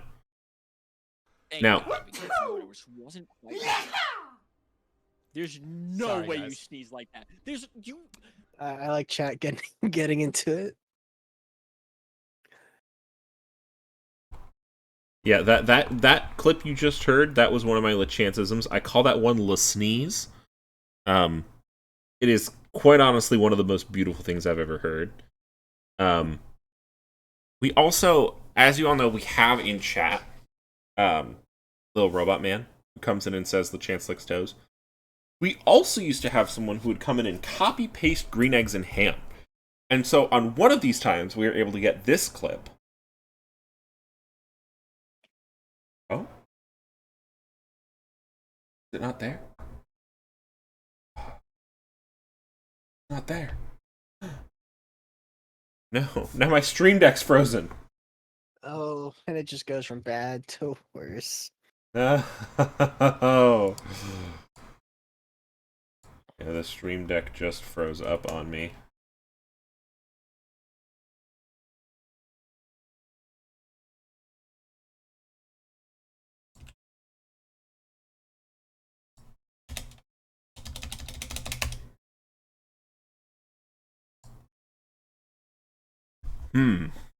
Well, we are in a bit of a pickle, folks. It does appear that Spectator has gone bork. If y'all want to stick around, I guess we can update you once the series is over. But it does not appear that we are going to be able to get into this game here. At least not right now. If anyone has Spec Deej? Who is Deej? If there's someone who's also spectating the game, what if I try to spectate Lest Force? Spectate me on the black screen, Yeah. spectating Ruffian. Yeah, exactly. Spectateception. Oh, you know what? You know what, Grebo? I think that's a great idea. Okay? Hang on. Give me 1 second here. If you don't mind trying to still figure things out.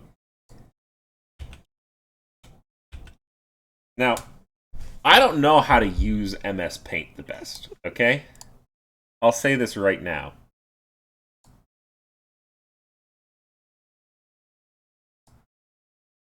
But I will do my best to sort of let's say give an artist's rendering of what's going down here. All right.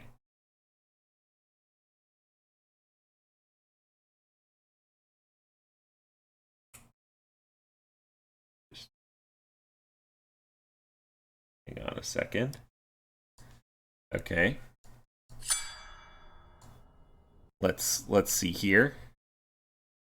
So first, let's start off by painting Summoner's Rift. Okay. So we've got like, oh gosh, I can't just draw down mid, right? Well, let's see. We've got like one side, their nexus is like here. Okay, and the other side, it's like down there. Is that showing up okay on stream? Do I need to adjust? It just switched. Well, at least from my POV, it just switched over to the MS Paint. So we'll see what's conjured up. Okay.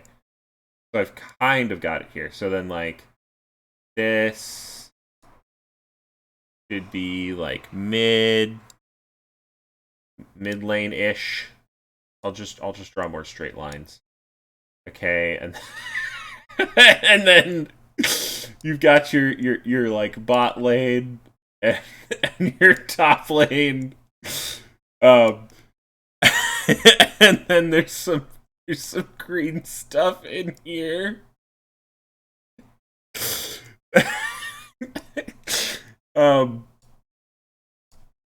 Is what we're rocking with, and then there's drag pit, and then there's your void pit, as I'm gonna call it. We want a river. Yeah. Here, I'll get you some water. Boom. Top tier water drawing. Okay. Boom. Scuttle crab. Okay. I can do scuttle.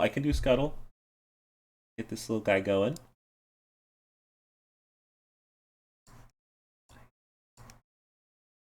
This is a true Picasso level.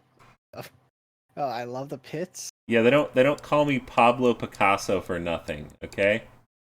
And Scuttle Crab does have these kind of like little pincers. Get those on there. Anything else anyone wants? Artist rendition. Okay, so there should be a little.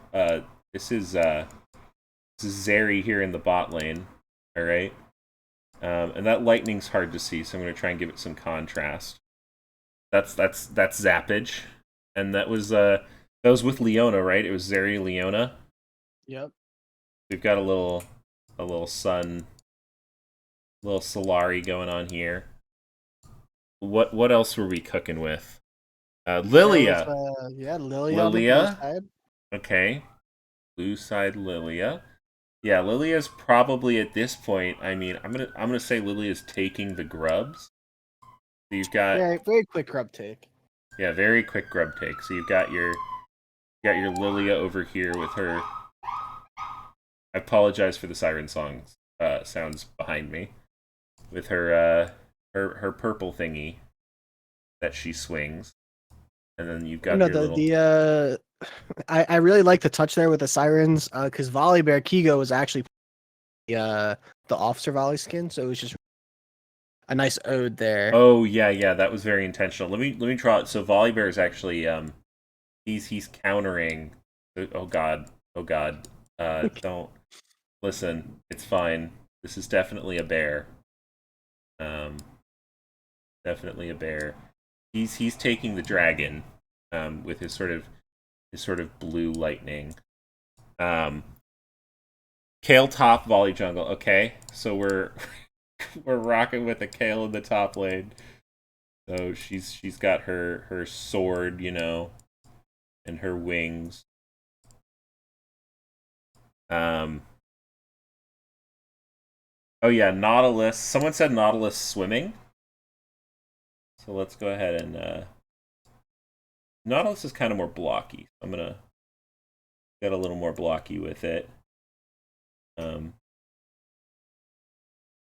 He's sort of doing a little swim stroke there. In chat saying, "What have I come back to?"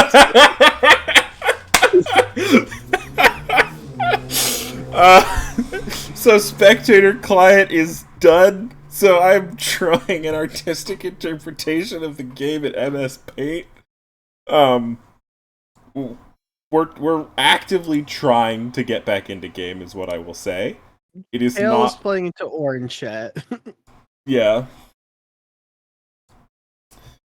So yeah, Kale was playing in Ornn. That's a good call out. So I think Ornn is best represented sort of as this. He's sort of like just a square, right? And then he's got some horns. So it's kind of like that. Well, he has a hammer, but his arms are short. We'll just draw his hammer sort of as his arms.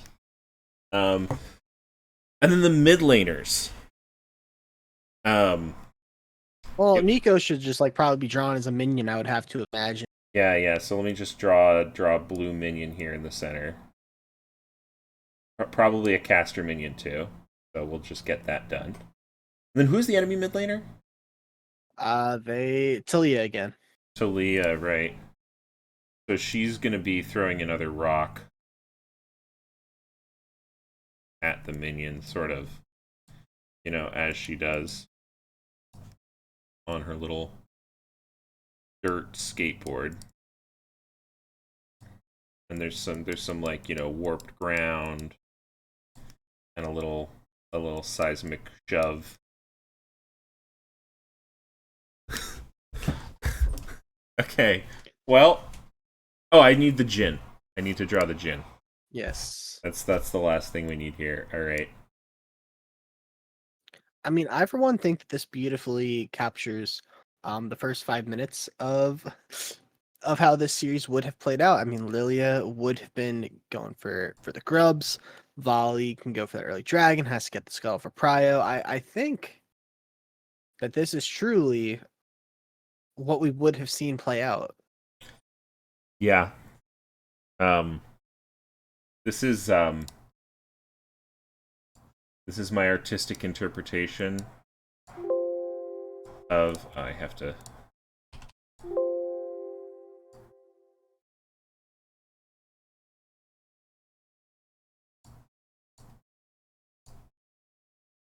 Go ahead and I'm gonna go ahead and save that.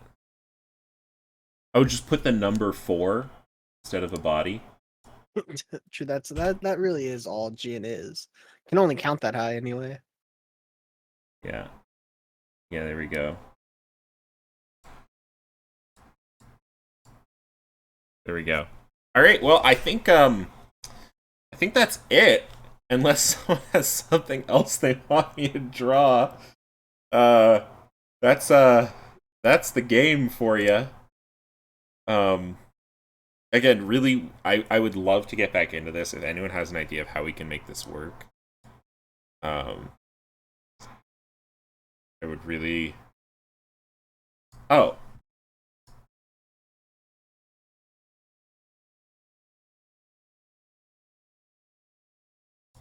Yeah, that's a good point. Let me go ahead and put this in community.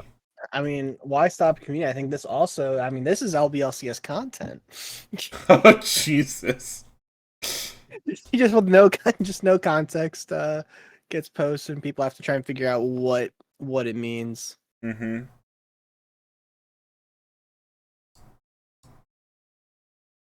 Yeah, I'm at a bit of a loss here in terms of even in my haste. I even knocked the waffle cam a little bit. BYU is winning right now. Yeah, they're 26 minutes in, so somebody, maybe we get the replay file from them, okay?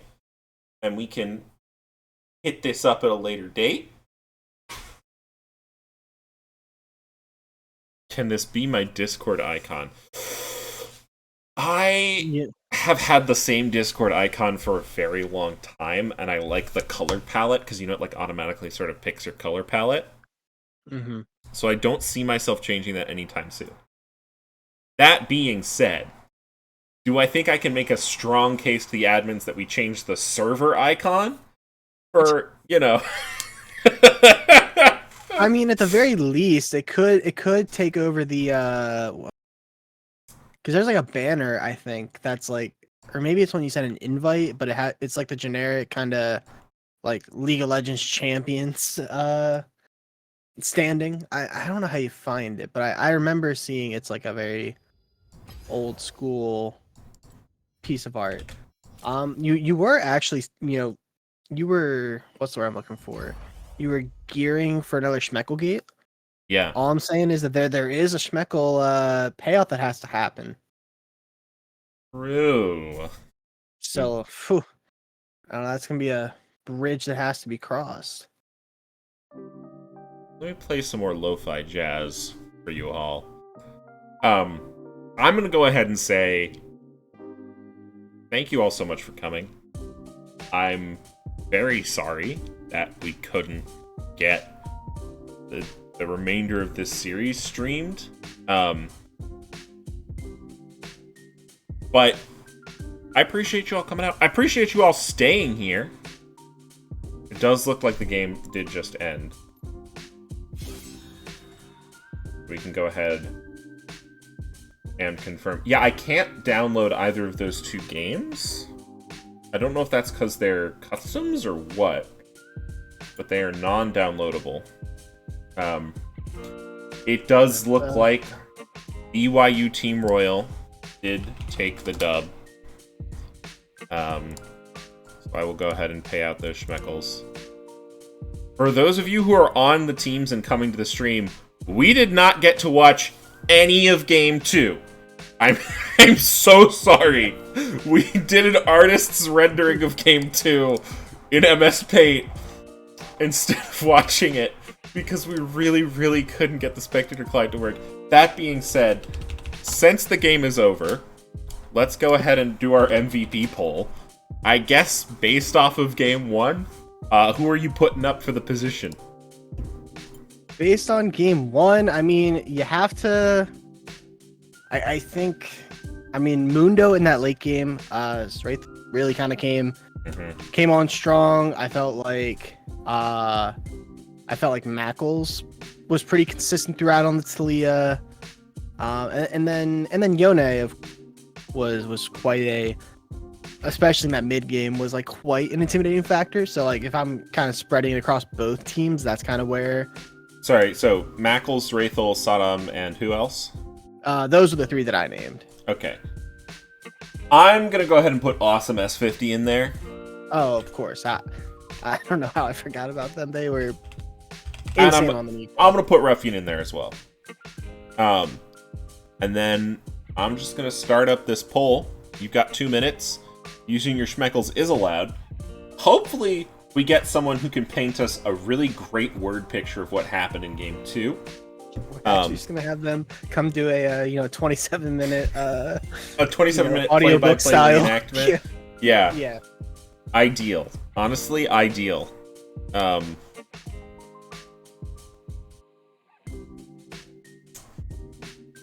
the schmeckle that's going out? Sraethel, currently on top here.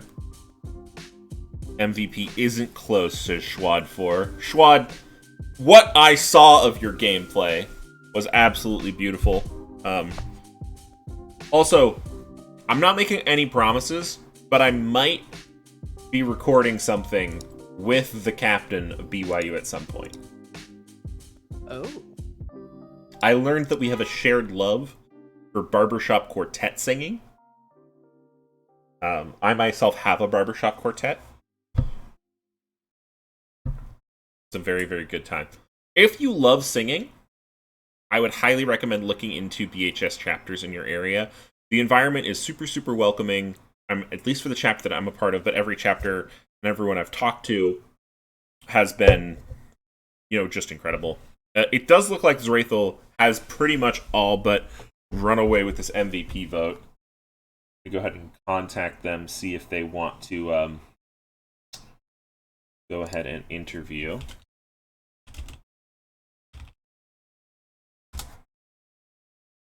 Did someone say barbershop, Schwad? Oh, yeah, I did. Listen, I'm not saying we should all record something together, but I am saying my bass is incredible. So, you need someone to hit a low B flat, I'm your guy. All right? The DM has gone out to Zraethel. Schwad is in Dr. Barbershop's quartet. Okay. Okay, we might have to come out. Wait, what parts are you guys? Is one of you a bass? Are you baritone, tenor? Do we have a tenor? Do we need one? I'm gonna start making some waffles.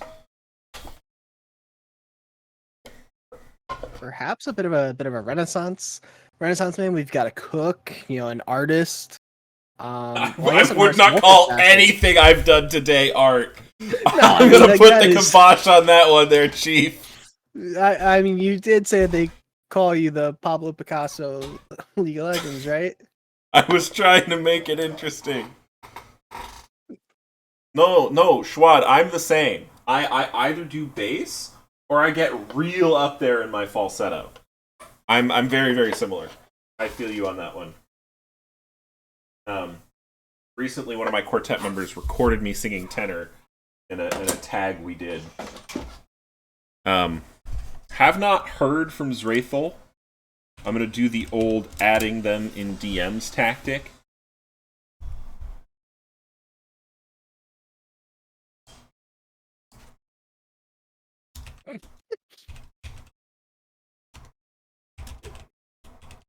So I'm actually relatively new to tagging. Like, I've only really been tagging the last year. I've been singing barbershop songs a lot longer than that. But I've only been in a official barbershop chorus the last year. Favorite tag? Cry Tag is obviously a classic. What was the one we sang most recently? Oh, there's a tag that's based on the Secret Garden musical that I really love. There's one called Lily's Eyes. That's really good.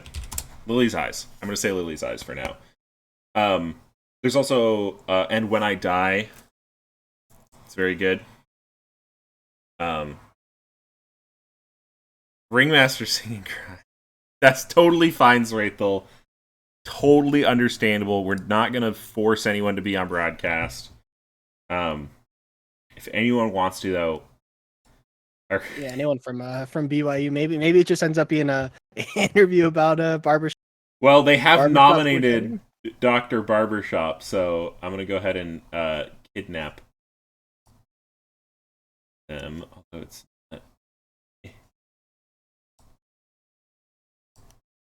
not letting me. Normally, when you pull, it like will move the channels a little bit. There we go. There we go. Welcome to the broadcast, Dr. Barbershop, aka Zelda Girl Zero. Congratulations on your dub. Now, the first thing I need to ask you is, are you aware of what happened game 2 on our end? My brother was like messaging me on Discord while that was happening, so it didn't get watched or something.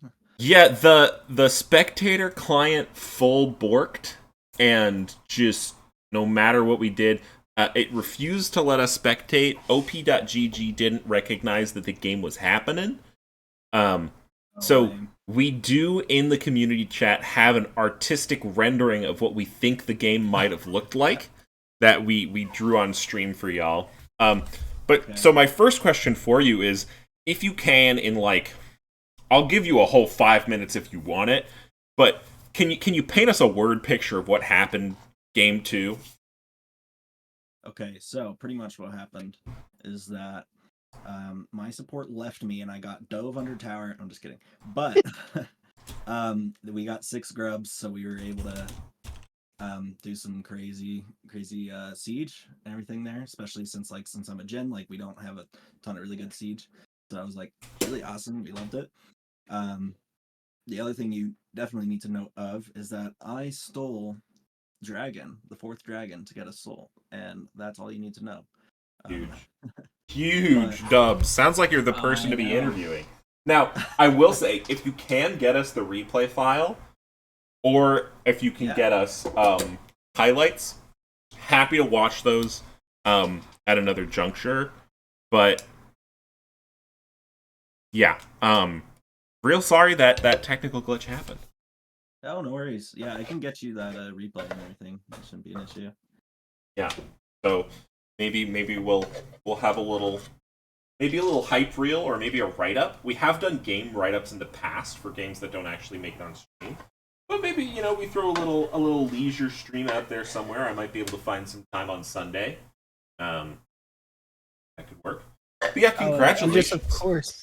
Of course, in chat, Kato is saying that spectator client just started work. Yeah.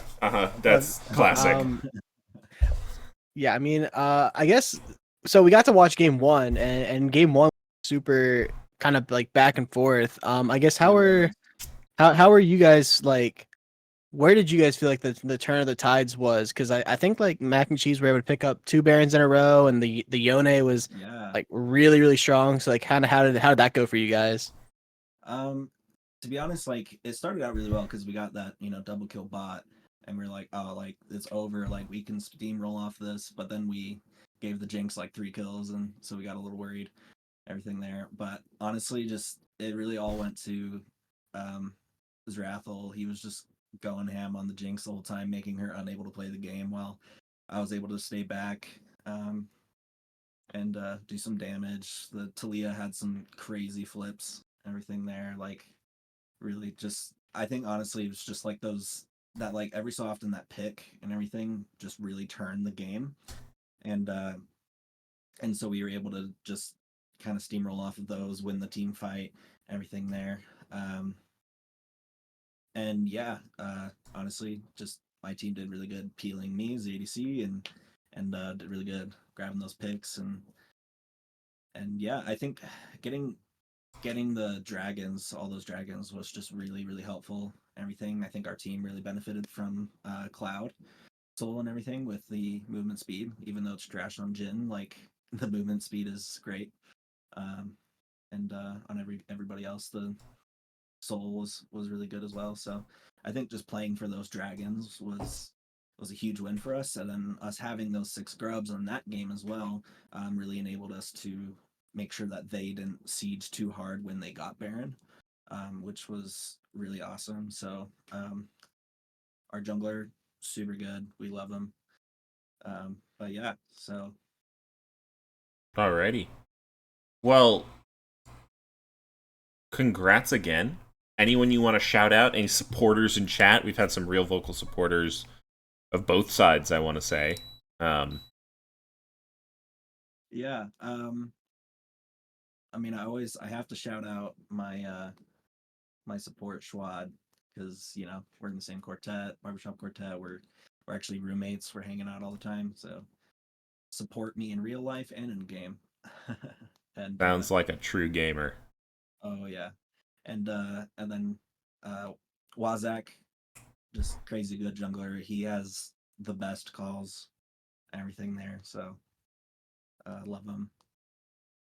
But yeah, it's yeah, I love those guys. They're also so awesome.